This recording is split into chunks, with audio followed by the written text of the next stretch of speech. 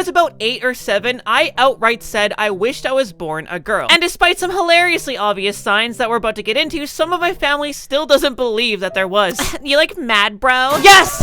Okay, sorry, that was my bad. That was a reflex. I'm working on that. It's like someone looking into the clouds like, God, show me a sign. And God writes them a fucking message. And then they're like, I can't read because I don't want to. No, sorry. It's more like, you want me to read? Have you ever thought about how that makes me feel? God fucking damn it! If I seem angry, it's because every time I've tried to talk about this, that's the only thing I ever hear. But I am getting way ahead of myself. We'll come back to this tangent later. But first, let's start at the beginning of my story time. You see, I grew up in a homophobic household, a very conservative family. So as a young individual, I was forced to repress myself, only to grow up and be blamed for repressing myself. But despite that, oh my god, were there the most obvious signs which made it so much more frustrating. Let's commence the speed run of, oh my god, the signs were right in front of you. How could you not notice any percent? Anytime I was asked what I want to be when I became an adult, I would say a mom, which as far as obvious signs go, I'd probably say that's the most obvious you can get. I hung out with a lot of tomboys, so I coined the term tom girl for myself, despite never hearing it before that. One time I told my mom that this clown right here was going to be my future husband from the big comfy couch. Now, she did state that I was supposed to date women when I got older, but that never stopped me from believing. And I have to hand it to my younger self because, oh my god, do I have good taste? Look at this man. I looked up to Sailor Moon and Misty, wanting to be like them when I got older. Also Kim Possible and Totally Spies because they're fucking awesome. And 16, oh my god, that show is cinema. I want to be like this girl and that girl and that girl so bad, dude. Side note, one of the characters, Jude, was just like my friend in high school who I actually had a crush on all throughout high school. I don't think there was a month I could go without wishing I was born a girl just so I could date him, dude. Oh my god, I was so into him. After high school, I made an entire job just so we could hang out. It was doing audio technician work and I accidentally became the biggest comedy promoter in town, which means I literally bottomed my way all the way to the top. That's right, bottoms.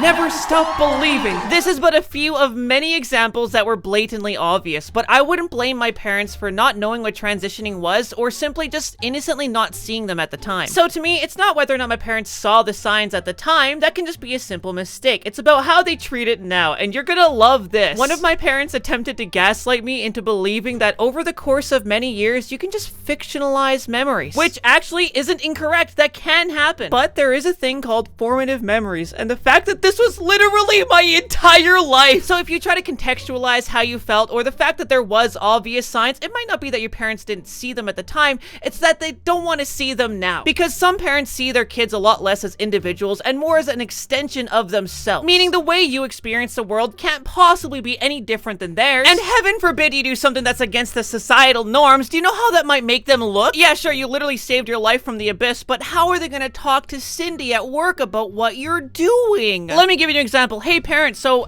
your kid's trans, that's crazy. Hey Cindy, yes indeed, my kid is trans, that's wild. Was there any signs? No, they were brainwashed, clearly. You think I should believe that gender dysphoria exists because scientists and psychologists say so? No, I trust Bob from Facebook. Here's a little bit of a funny story, just to ease the tension. At one point in high school, I actually tried to come out. Hey, so would you still love me if I was gay? Sweetie, I would love you no matter what, but don't be gay. That was the response I got. I'm not joking, that's literally word for word what they said. It lives in the realm of comedically, satirically evil, to the point that when I think about it, I genuinely laugh. It's like if my parent was literally a Disney villain and I love it so much. But again, that's another confession, yet it's just another Tuesday to them. So when I approached the topic in my adult years, my jaw was on the floor when I heard that there was no signs. But thank God, not every parent is like that. And I'm happy to say that I got really lucky with one of mine. We had this conversation about there being no signs, and I made a valid argument as to why they might have not seen it, and they just said, you have a point. The profound impact of just being heard for a moment had basically shifted my entire attitude about everything that happened prior. I'm about to drop some bars on you, so brace yourself. If a parent isn't willing to tolerate the idea that you may have felt a certain way your entire life, especially in hindsight, then that doesn't make you less valid. Instead, it validates why you had a right to be afraid. There were no signs isn't about whether or not they saw it as a kid. It's about whether or not they see you now, and if they're willing to listen. So when you get past the depression and the resentment, and you eventually heal, it will be their loss. You hear that all the time, but I'll tell you why. What's lost is your admiration and respect, and your trust. And when you do focus on healing, what can be gained for yourself is so much more. You'll gain the self-respect that others have tried to deny you. So for you, were there any signs? I don't need to hear what they say. I want you to tell me. If you want to support my channel, please consider buying this video's sponsor, G-Subs. Code GenderFluid will save you 10% off and support the channel directly. And there's a link down below that'll get you free packets to your door, literally no cost, if you just want to try them out before you buy. Okay, that's about it. Thanks for watching. Bye!